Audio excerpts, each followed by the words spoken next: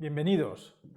Una vez que hemos visto muchas de las enseñanzas del eneagrama de la personalidad, vamos a introducirnos en otro componente muy importante que afecta a nuestro comportamiento, los instintos. Como somos animales que hemos evolucionado según las leyes de la naturaleza, es evidente que no nos podemos sustraer a ella. Todos los animales, repito, todos los animales tienen estos tres grupos de instintos que vamos a ver a continuación. Y el ser humano no es una excepción. Estos tres grupos de instintos que vemos aquí son tendencias instintivas de supervivencia que todos tenemos. En este caso no estamos ya hablando tanto de psicología, sino de la influencia de la biología. Los instintos indican los diferentes aspectos de la vida donde se van a centrar los intereses y preocupaciones de cada eneatipo. En todos nosotros hay un instinto que es dominante respecto a los otros dos. Esa variante instintiva dominante nos va a indicar el medio en el que se van a presentar con más frecuencia los problemas de nuestro tipo de personalidad. Los tres grupos de instinto de supervivencia son el instinto de conservación, el instinto social y el instinto sexual transmisor. Todos son, como hemos dicho, instintos de supervivencia. Está claro que el instinto de conservación tiene que ver con la propia supervivencia del individuo. El instinto social pues tiene que ver con cuando los animales se juntan en manada y con eso, estando en grupo, aumentan la seguridad individual y la posibilidad de supervivencia del propio individuo. Y por supuesto, el instinto sexual transmisor se traduce en los animales en esa perpetuación de los genes, ¿verdad? En los humanos se traduce no solamente en la perpetuación de genes, sino, digamos, en la transmisión de memes. Ya veremos más adelante en qué consiste todo esto. Los instintos son importantes para describir las variantes de la personalidad. Porque, ojo, tienen un papel esencial en las relaciones. Las personas con el mismo instinto dominante tienden a tener los mismos valores y a comprenderse mutuamente. Mientras que las parejas de diferentes variantes instintivas, pongamos por ejemplo un tipo conservación y uno sexual, tenderán a tener más conflictos porque sus valores fundamentales son muy diferentes. A las personas con el instinto de conservación más desarrollado les interesa mucho su seguridad y comodidad físicas. Suele traducirse en interés por la comida, la ropa, el dinero, la casa y la salud física. Estos asuntos son su principal prioridad y es posible que por ocuparse de ellos descuiden otros aspectos de su vida. Un ejemplo típico de aquella persona que entra en una sala y lo primero que nota es la temperatura, si la silla es cómoda, si hay suficiente luz. Se preocuparán por la comida, cuándo la sirven, qué tipo de comida es, etc. Sobre todo se fijará en si el entorno favorece su bienestar. Se ocupan de su nido, de los recursos, de su autocuidado y de cuidar a los que tienen cerca, principalmente su familia. Es muy típico en este tipo de personas que normalmente sean callados y observadores. Escuchan más que hablan. Cuando este instinto funciona en armonía con el tipo de personalidad, estas personas pues, son prácticas, aplican sus energías a ocuparse de las necesidades básicas, a crear un ambiente seguro, a hacer la compra, cuidar de la casa y el lugar de trabajo, pagar las facturas. Pero cuando la personalidad se vuelve insana, deforma el instinto y hace que estas personas cuiden mal de sí mismas y puedan desarrollar trastornos relacionados con la comida o con el sueño. Se pueden dar casos en los que acumulen demasiadas cosas, compren y coman en exceso. Es curioso que los tipos menos sanos o descuidan su aspecto físico o se preocupan en exceso por su salud o alimentación, o ambas cosas. Seguro que todos reconocemos en nosotros mismos una componente social.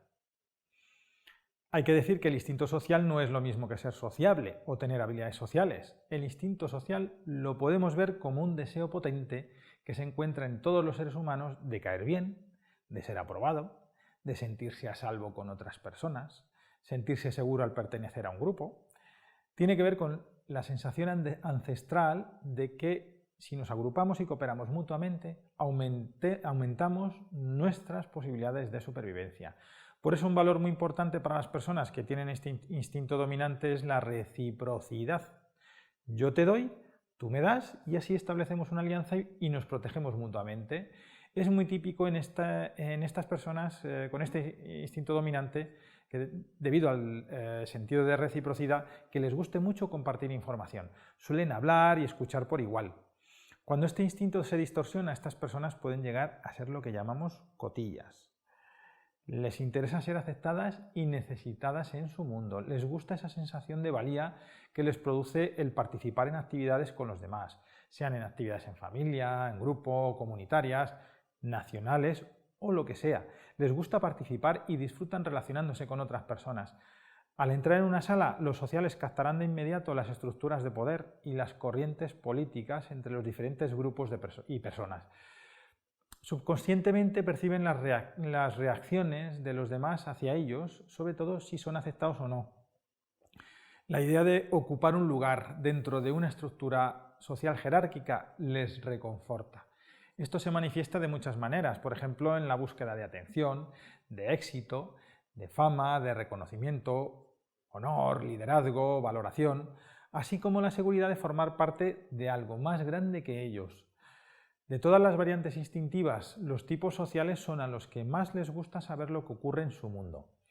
Tienen como una necesidad de tocar la realidad con otras personas para sentirse a salvo, vivos y llenos de energía. Suelen estar involucrados en muchos grupos de personas, en grupos de WhatsApp, siempre estableciendo comunicación con los demás e intercambiando información. Son los típicos que siempre conocen a alguien que tiene justamente lo que necesitas y te ponen en contacto con esa persona. Tener el instinto sexual dominante no significa ser una persona que tenga un mayor atractivo sexual o una mayor capacidad relacionada con el sexo. El atractivo sexual es algo muy subjetivo y hay personas sexys en las tres variantes instintivas. Al instinto sexual también se le denomina instinto transmisor por algunos autores. La personalidad tiende a interferir y a deformar el instinto dominante. Por eso, en este caso, las personas de la variante instintiva sexual tienden a tener problemas recurrentes en el ámbito de las relaciones íntimas. En este tipo de personas hay una constante búsqueda de contacto y una atracción hacia las experiencias intensas, no solo por las experiencias sexuales, sino por cualquier situación que prometa una carga emocional similar. Estas personas buscan el contacto intenso en todo. Podrían encontrar intensidad en un salto de esquí, en una conversación profunda o en una película emocionante. Son los adictos a la intimidad.